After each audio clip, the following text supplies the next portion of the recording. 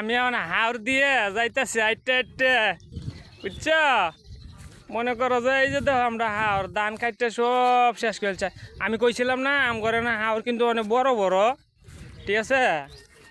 এনে ধান চাষ করে বুঝছেন, এই যে ধান টান কাটতে কৃষক ভাইরা সবাই বাড়িতে লিয়ে গেছে গা।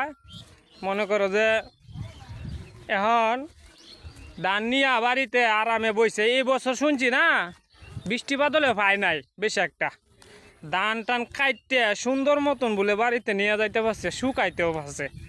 বৃষ্টি বাদল তেমন একটা হয় নাই।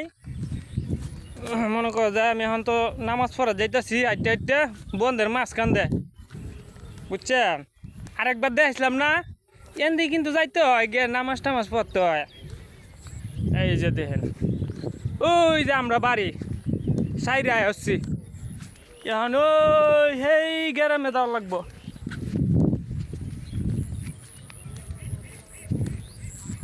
আবার ইলি বাড়ি ঘর হয়ে হচ্ছে আমরা বাড়ির সাথে, এই যে দেখছেন।